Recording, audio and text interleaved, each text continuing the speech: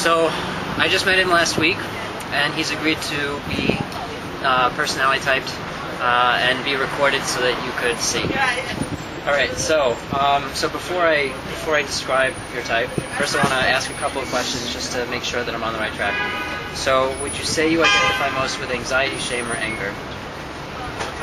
I don't understand the question. Can you say it again? Would you say you identify most with anxiety, shame, or anger? No. None of them, right? No. But in your thought process, you would say like not anger, and then No. you wouldn't. You don't really identify with any of them. No. That's what I thought. And so would you say that you want there to be peace? You want there to be harmony? Oh, yes. Yeah. And you don't want there to be conflict?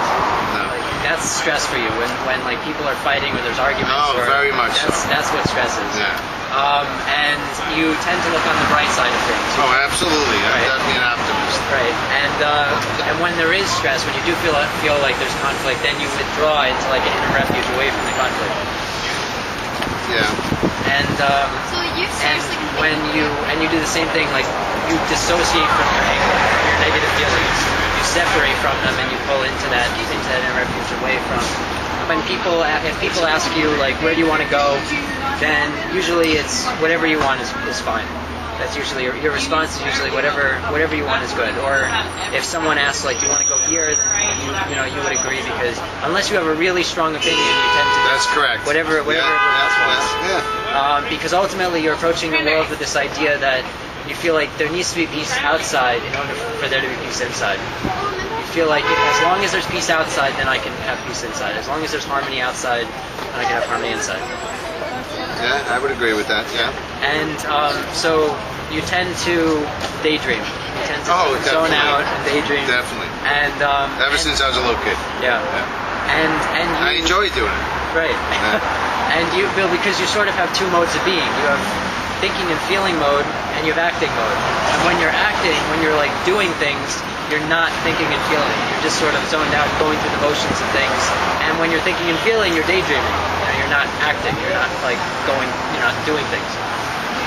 And so usually like your mind is relatively blank or daydreaming. But when you're under a lot of stress, that's when your mind is racing and you're worried about what could go wrong in the future, and you're worried about whether you can trust people, worried about whether you have security, whether you have stability. But it's only when you're under a lot of stress, that you get to that point. Yeah, things happen when I'm under tremendous stress. Yeah. I mean, for the most part, I handle stress well. pretty good. I've been around under pressure most of my life, but you're right. When in extreme amounts, things change for me. Right.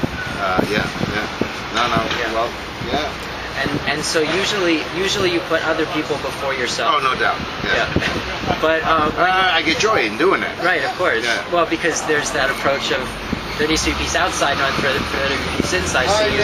So you feel like if I help out everyone else and I make sure everyone else is okay, then I'll be okay.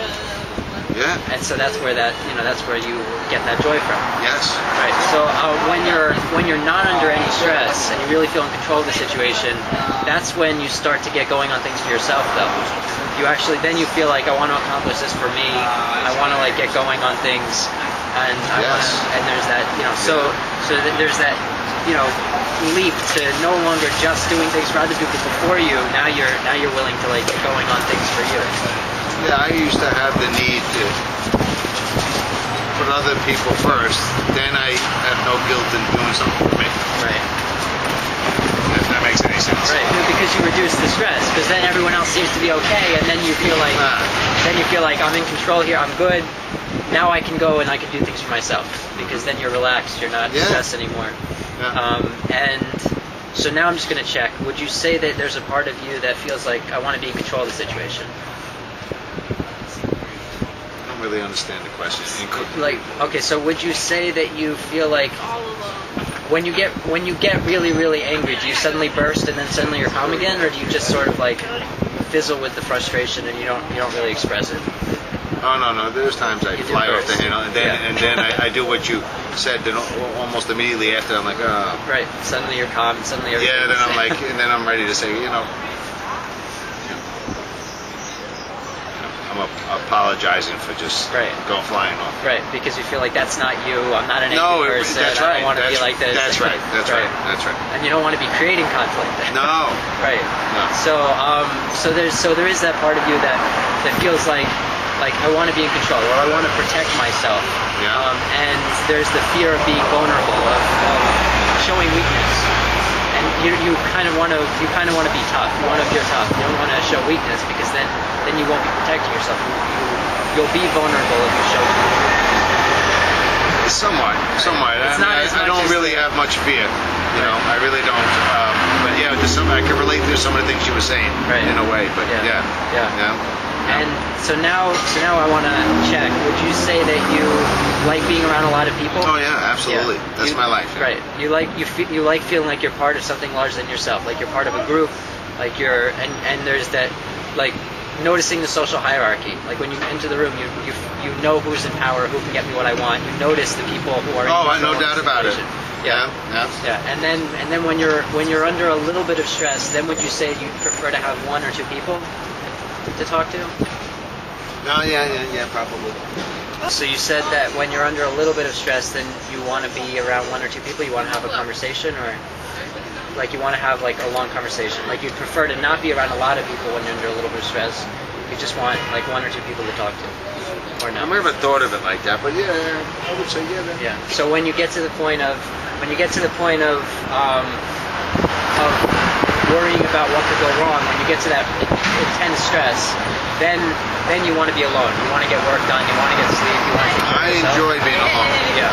Most of my day, most of my life is around a lot of people, but I also enjoy being alone. That's my, I enjoy it. And would you say that's more when you're under stress, or would you say that's more like you? Probably when I'm under stress, I kind of find alone time to just go for walks or just be alone. Most of my life I've been that way, but I never. So I guess it's when there's stressful things, and I find comfort in being alone. But I'm all for like to be right there. All the action. Right. Because most of the time you want to be part of a group, be around a lot of people. Oh yeah. And then a little bit of stress, you want to be around one or two people, and so there's always the people orientation. It's only when you're under a lot of stress, then it's I need time to myself. I don't want to be around people. Yeah. Yeah. Yeah. I would think so. Yeah. And so ultimately, when you're not under any stress, when you're going on things for yourself, that's when you balance all these priorities. You don't feel like I need to be part of the group, and you don't feel like I need to have one or two people, and I don't need to be by myself. Then you're taking care of all of those things in proportion. So you're not ignoring taking care of yourself.